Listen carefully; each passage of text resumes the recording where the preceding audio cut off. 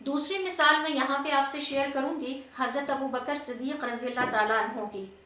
ابن حجر رحمہ اللہ نے اپنی کتاب میں اس مثال کو بیان کیا ہے۔ وہ فرماتے ہیں کہ جب حضرت ابو بکر رضی اللہ تعالیٰ عنہ کے ذمے خلافت لگائی گئی، تجارت کرتے تھے، تو جب آپ کو یہ ذمہ داری دی گئی کہ اب آپ نے خلافت بھی مسلمانوں کی نبھانی ہے، تو حضرت ابو بکر صدیق رضی اللہ تعالیٰ عنہ نے فرمایا خدا کی قسم اب اگر خلافت مجھے یہ ذمہ داری ادا کرنی ہے تو اس کے ساتھ میں تجارت نہیں کروں گا۔ اس کی وجہ یہ ہے کہ میں مکمل طور پر اپنے آپ کو مسلمانوں کے کاموں کے لیے فارغ کرنا چاہتا ہوں تاکہ میں اپنی پوری ذمہ داری کے ساتھ اس کام کو کر سکوں۔ لہٰذا انہوں نے اپنی ذاتی تجارت اور ذاتی کاروبار کو بند کر دیا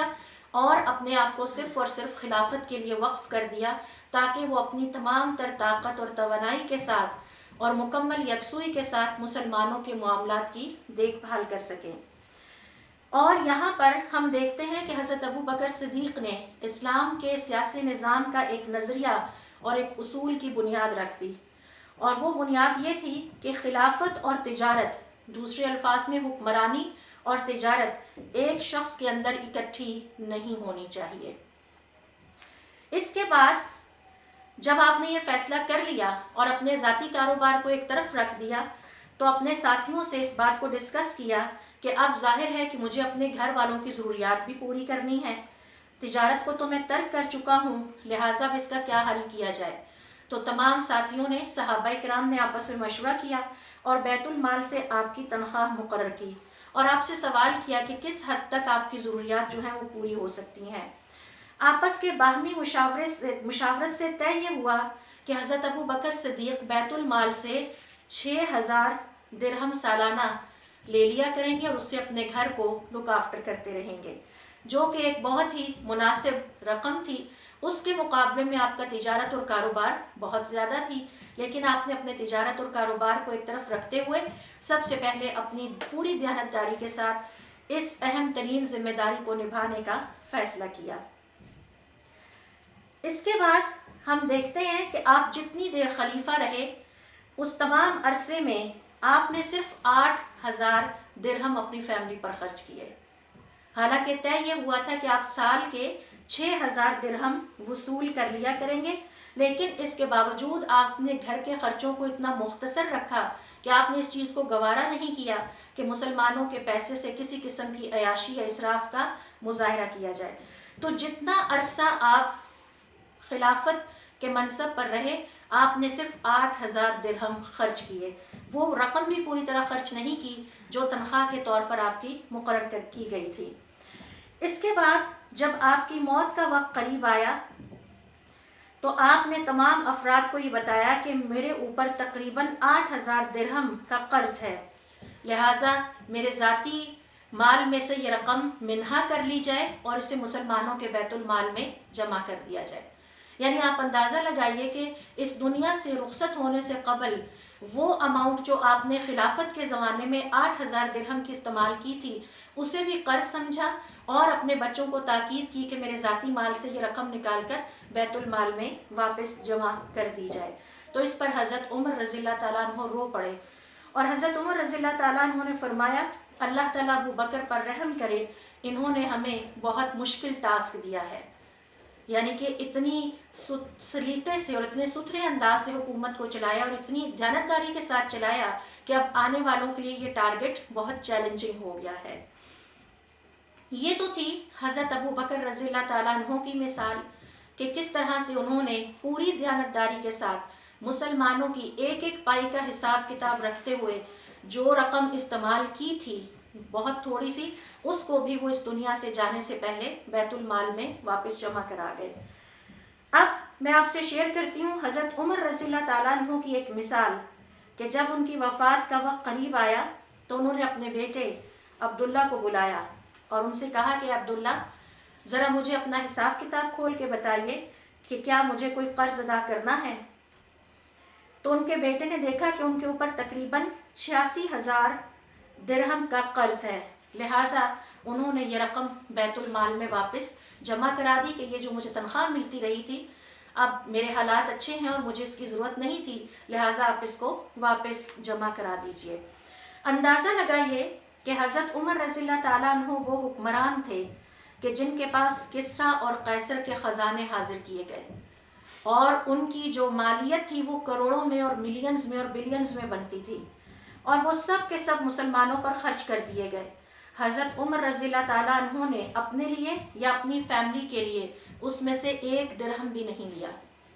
بلکہ جو آپ کی تنخواہ تھی وہ ایز اٹ از رہی، اور جتنا مال آتا رہا وہ سب مسلمانوں کے اوپر خرچ ہوتا رہا۔ کبھی بھی حضرت عمر رضی اللہ تعالیٰ عنہ نے اس بات کی کوشش نہیں کی کہ ان کی تنخواہ میں کوئی اضافہ کر دیا جائے۔ ایک اور مثال یہ ہے کہ انہوں نے اپنے زمانے میں جو اپنی تنخواہ مقرر کی وہ لا کے وہ پیسے اپنی زوجہ محترمہ کو دیا کرتے تھے۔ تو ایک دفعہ ان کے گھر میں حلوہ پکا، تو حضرت عمر رضی اللہ تعالیٰ عنہ نے گھر والوں سے پوچھا کہ آج یہ حلوہ کیسے پک گیا؟ تو گھر والوں نے بتایا کہ ہم نے کچھ تھوڑے بہت پیسے بچا کر رکھے تھے، تو آج ہم نے سوچا کہ اس میں سے حلوہ پکا لیا جائے۔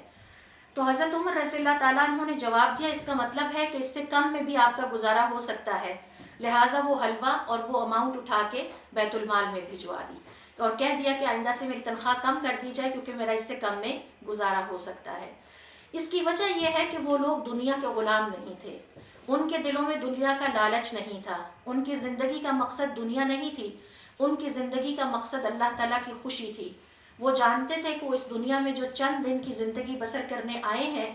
اس کا مقصد یہ نہیں ہے کہ ان کے پاس مال و دولت بہت ہو، اس کا مقصد صرف یہ ہے کہ اتنا مال و دولت ہو کہ جس سے دنیا کی زندگی اچھے طریقے سے گزر جائے۔ اصل مقصد جس پہ ان کا فوکس تھا وہ اللہ تعالیٰ کی خوشی تھی، اللہ تعالیٰ کا تقرب تھا۔ یہی وجہ ہے کہ وہ انتہائی درجے کے امین یا امانت دار افراد تھے، اور ایک مسلمان سے بھی یہی توقع کی جاتی ہے کہ وہ ان مثالوں کو پڑھ کر اپنے آپ کو امانت داری کے اس لیول تک لے کر جائے۔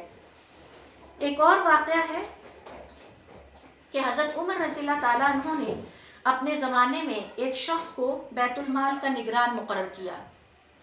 اور انہیں یہ پتہ تھا کہ یہ شخص بہت دیانتدار ہے۔ ایک دن بیت المال کی صفائی ہوئی تو اس صفائی میں کوڑے میں 1 درہم نکل آیا، تو اس نگران نے وہ درہم اٹھا کر ابن عمر یعنی حضرت عمر رضی اللہ تعالیٰ عنہ کے صاحبزادے کو دے دیا۔ اس کے بعد وہ نگران اپنے گھر چلا گیا۔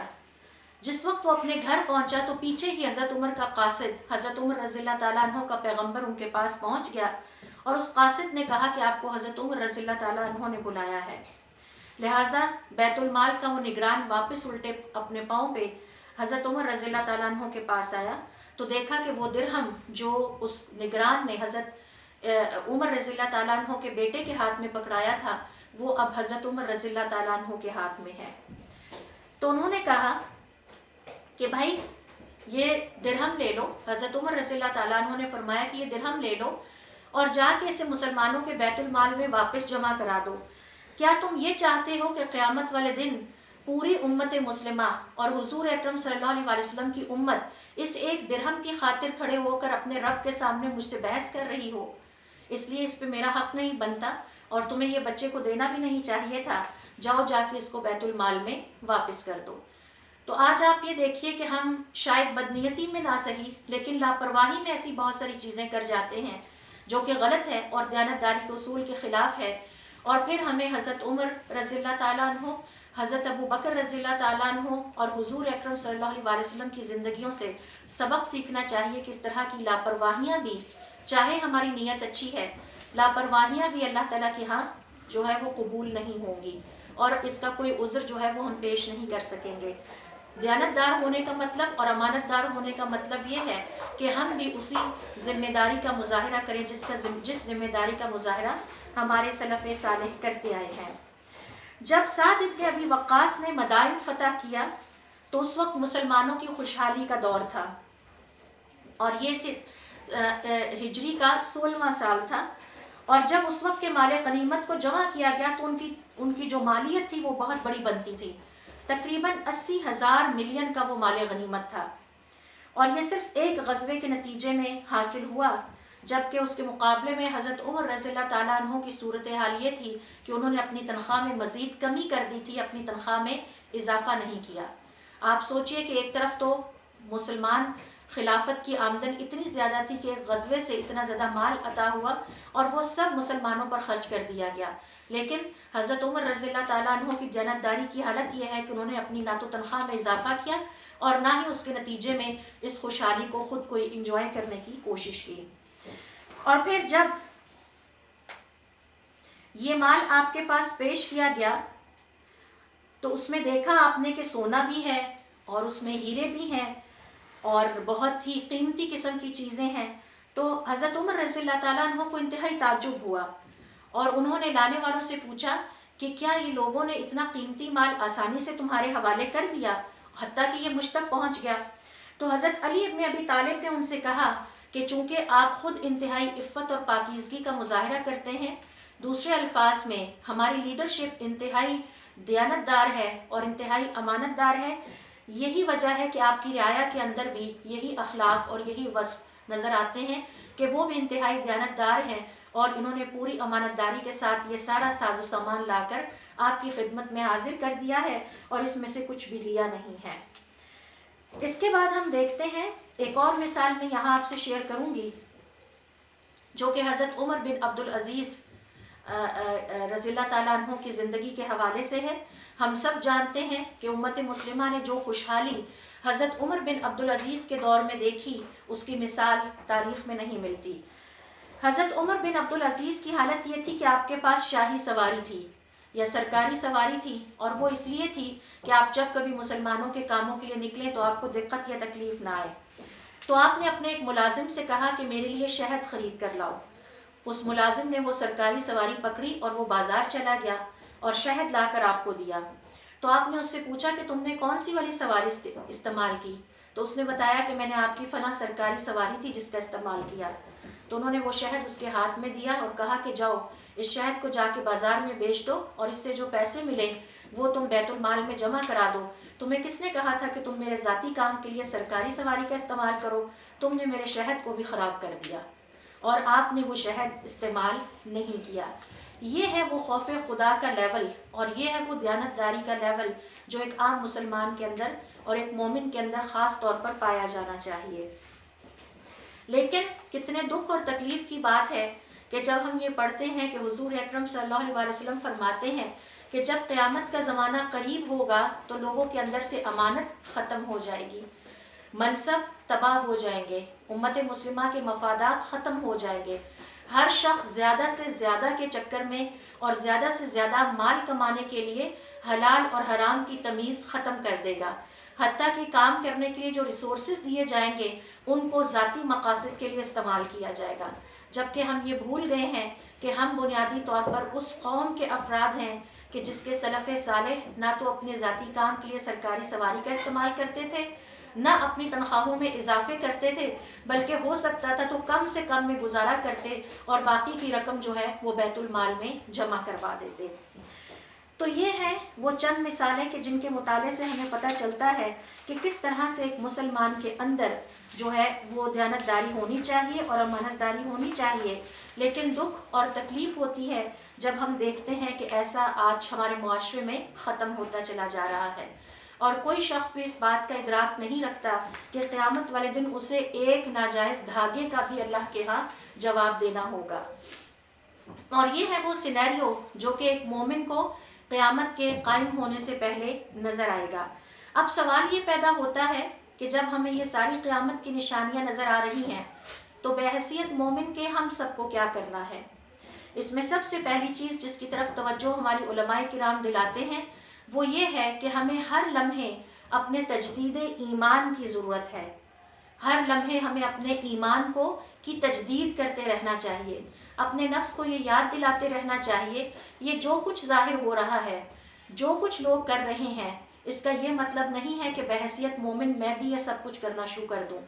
بلکہ مجھے چاہیے کہ میں اپنے ایمان کو مسلسل تازہ رکھوں اور ان تمام چیزوں سے اپنے آپ کو بچانے کی کوشش کروں.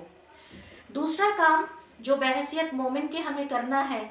وہ یہ ہے کہ ہم فوری طور پر توبہ کریں اور اپنے رب کی طرف پلٹ جائیں، کیونکہ ہمیں کچھ پتہ نہیں ہے. موت انسان کو اچانک آ پکڑتی ہے اور موت کی کوئی ترتیب نہیں ہے. ہم میں سے کوئی یہ نہیں کہہ سکتا کہ جب میں بوڑھا ہو جاؤں گا تو پھر مجھے موت آئے گی. اللہ تعالیٰ کا جب بھی حکم ہوگا موت آ جائے گی، اور پھر ہم سب کو اپنے رب کے سامنے حاضری دینا ہوگی، اور ایک ایک چیز کا حساب اللہ تعالیٰ کے سامنے پیش کرنا ہوگا۔ لہٰذا ایک سچا مومن ان لمحات کے لیے اپنے آپ کو ہر لمحے تیار کرتا رہتا ہے،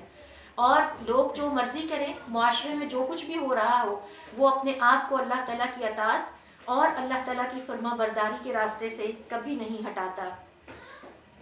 تیسرا کام جو بحیثیت مومن کے مجھے کرنا ہے وہ یہ ہے کہ جتنے نیکی کے کام میں کر سکتی ہوں میں کر لوں، کیونکہ ہم میں سے کسی کو نہیں پتا کہ اس کے پاس وقت کتنا رہ گیا ہے،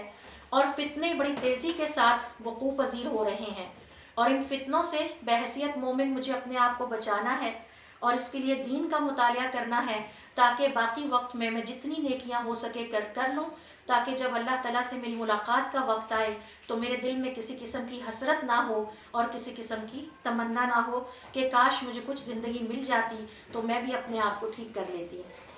اسی طرح سے چوتھا کرنے کا کام یہ ہے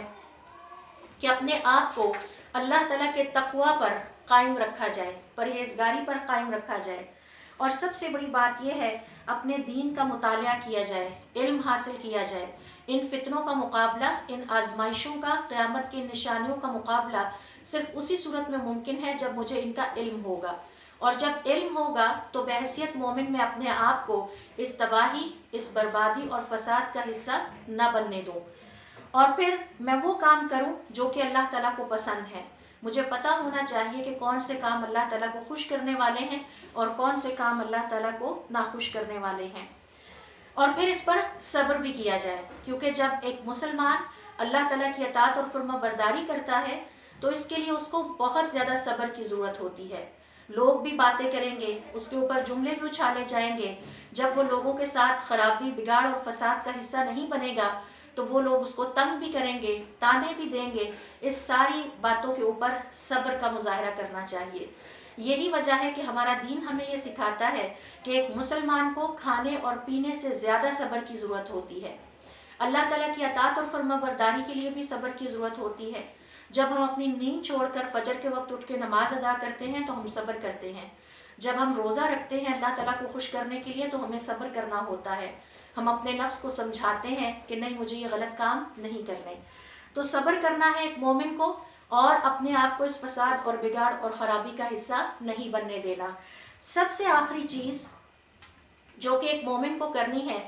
وہ یہ کہ اس دنیا سے دل نہ لگایا جائے، نہ ہی اس کا سامان اکٹھا کرنے کی کوئی طمع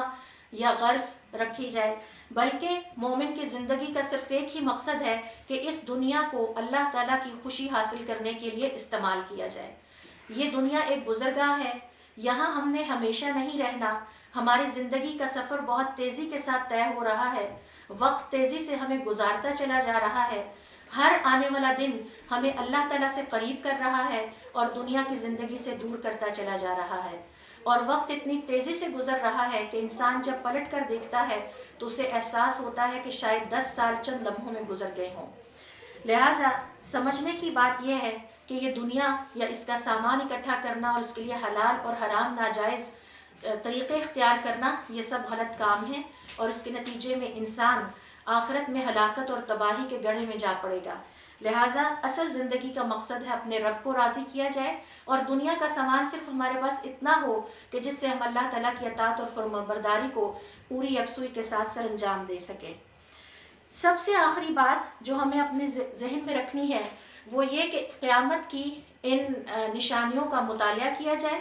دوسرے الفاظ میں دین کا اچھے طریقے سے مطالعہ کیا جائے اور دین سیکھنے کے لیے وقت نکالا جائے، کیونکہ اصل علم دین ہی کا ہے۔ باقی تمام علوم فنون ہیں جو کہ پیسہ کمانے کے لیے حاصل کیے جاتے ہیں۔ دین کا علم وہ علم ہے جو دنیا کی زندگی میں بھی ہمارے کام آئے گا اور آخرت کی زندگی میں بھی ہمارے کام آئے گا، اور اس سے ہمیں پتہ چلے گا کہ وہ کون سے کام ہیں کہ جن کے کرنے سے ہمارا رب ہم سے راضی ہوتا ہے، اور وہ کون سے کام ہیں کہ جن کے کرنے سے ہمارا رب ہم سے ناراض ہوتا ہے۔ تو اللہ تعالیٰ ہم سب کو توفیق عطا کریں کہ ہم جو کچھ بھی سیکھیں اس پہ عمل کریں۔ سبحانک اللہم و بحمدک، نشہد ان لا الہ الا انت، نستغفرک و نتوب الیک۔